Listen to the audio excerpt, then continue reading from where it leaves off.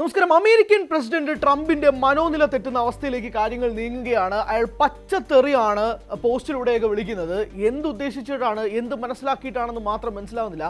Trump പോലൊരു വ്യക്തി America കണ്ട ഏറ്റവും മോശം ഭരണാധികാരിയായി മാറിക്കൊണ്ടിരിക്കുന്ന ഒരു അവസ്ഥയിലേക്ക് നിൽക്കുകയാണ്. ഇതുവരെ അമേരിക്കൻ ചരിത്രത്തിൽ ഇതുപോലെ പച്ചത്തെറി വിളിച്ചുകൊണ്ട് ഒരു നേതാവും പോലും എത്തിയിട്ടില്ല എന്നത് വിഷമകരമായ കാര്യമാണ്. ഇറാനെയൊക്കെ പച്ചത്തെറിയാണ് വിളിക്കുന്നത്. പക്ഷേ ഏറ്റവും പ്രധാനപ്പെട്ട കാര്യം, ഇറാൻ ഇതിനൊക്കെ പുല്ല് വിലയാണ് നൽകുന്നത് എന്നുള്ളതാണ്. ട്രംപിന്റെ വാക്കുകൾക്ക് ഒരു തരി വിലയെങ്കിലും ഇറാൻ നൽകിയെങ്കിൽ എന്ത് വേണമായിരുന്നു? ഒരു തരത്തിൽ പോലും ഒരു വില പോലും കൊടുക്കാതെ ട്രംപിന്റെ വാക്കുകളെ അപ്പാടെ തള്ളിക്കളയുന്ന ഇറാനെയാണ് നമ്മൾ കാണാൻ സാധിക്കുന്നത്. ട്രംപിന്റെ ഏറ്റവും പുതിയ പോസ്റ്റ് ഇതാണ്. ട്രൂത്ത് സോഷ്യലിലാണ് അദ്ദേഹം ഇടാറ്, നമുക്കറിയാം. അപ്പോൾ അദ്ദേഹത്തിന്റെ പോസ്റ്റ് ഇതാണ്: Tuesday will be power plant day and bridge day, all wrapped up in one in Iran.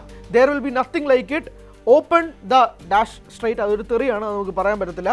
U crazy, വീണ്ടും ഒരു തെറിയുണ്ട്, അതും പറയാൻ പറ്റത്തില്ല. Or you will be living in hell, just watch, praise to be Allah president Donald J Trump എന്നാണ് ഇട്ടേക്കുന്നത്. അതായത് പച്ചത്തെറി, ഒരു മാനസികമായി മനോനില തെറ്റുക, പറയുന്ന വാക്കുകൾക്ക് പോലും ഏതാണെന്ന് മനസ്സിലാവുന്നില്ല. ഓർക്കണം, ഒരു അമേരിക്കൻ പ്രസിഡന്റാണ് ഇങ്ങനൊരു പോസ്റ്റ് ഇടുന്നതെന്നും കൂടി ആലോചിക്കുമ്പോഴേക്കും ഇതിൻ്റെ തീവ്രത എത്രമാത്രമാണെന്ന് ആലോചിച്ചുകൊണ്ട് നോക്കണം. ഒന്നാമത്തെ കാര്യം, ഒരുപാട് അന്ത്യശാസനങ്ങൾ ട്രംപ് നൽകാറുണ്ട്. ട്രംപ് തിങ്കളാഴ്ച ഒരു അന്ത്യശാസനം നൽകും, ചൊവ്വാഴ്ച ഒരു അന്ത്യശാസനം നൽകും, ബുധനാഴ്ച വേറൊരു അന്ത്യശാസനം നൽകും. ഇങ്ങനെ ഈ ശാസനങ്ങൾ തന്നുകൊണ്ടേയിരിക്കും. ഇറാൻ ആവട്ടെ ഇതൊക്കെ കുറേ ആയി കേൾക്കുന്നു എന്ന് പറയുന്ന രീതിയിലാണ് ഇറാൻ നിൽക്കുന്നത്. അതുകൊണ്ട് ഇറാൻ ഒരു തരത്തിലും ഈ ട്രംപിന്റെ ഈ അന്ത്യശാസനയും വിരട്ടലും ഒന്നും ഇറാന്റെ നേർക്ക് കൊള്ളുന്നത് പോലും ഇല്ല എന്നുള്ള രീതിയിലാണ് ഇറാൻ നിൽക്കുന്നത്. ഇതിപ്പോൾ എന്താണ് കാര്യങ്ങൾ നീങ്ങുന്നത്? അതായത് ട്രംപ് പറയാൻ ഉദ്ദേശിക്കുന്നത്, ചൊവ്വാഴ്ച വേറൊരു അന്ത്യശാസനമുണ്ട്, അന്നൊരു പവർ പ്ലാന്റ് ഡേ വരുന്നുണ്ട്, ബ്രിഡ്ജ് ഡേയും വരുന്നുണ്ട്. നമുക്കറിയാം, ഇറാൻ്റെ ഏറ്റവും വലിയൊരു പാലം തകർത്തത് നമ്മൾ കണ്ടതാണ്. പക്ഷേ അത് വീണ്ടും പവർ പ്ലാന്റ് ഡേയിലോട്ട് മാറും. പവർ പ്ലാന്റ്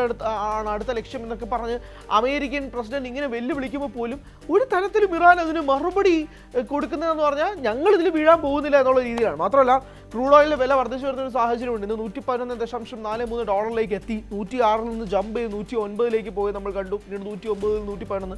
ഏറ്റവും പ്രധാനപ്പെട്ട പ്രശ്നം, ട്രംപിന്റെ സമയം അവസാനിച്ചോ എന്നൊരു ചോദ്യം നിൽക്കുകയാണ്. കഴിഞ്ഞ ദിവസങ്ങളിൽ തന്നെ ബാക്കിയുള്ള സോഷ്യൽ മീഡിയ ഹാൻഡിലുകളിലൊക്കെ തന്നെ വ്യാപകമായി സ്പ്രെഡ് ചെയ്തിരുന്ന ഒരു കാര്യം ട്രംപിന്റെ ആരോഗ്യസ്ഥിതിയുമായി ബന്ധപ്പെട്ടാണ്. അദ്ദേഹം നേരെ ഹോസ്പിറ്റലിലേക്ക് റഷ് ചെയ്യുന്നു എന്നുള്ളൊരു സാഹചര്യം വരുന്നു. 11:08 പ്രസ് മീറ്റ് വിളിക്കുന്നു, വൈറ്റ് ഹൗസ് അടച്ചിടുന്നു. അദ്ദേഹത്തിന്റെ പ്രധാനപ്പെട്ട മീറ്റിംഗ്സ് എല്ലാം തന്നെ മാറ്റിവെക്കുന്ന ഒരു സാഹചര്യം.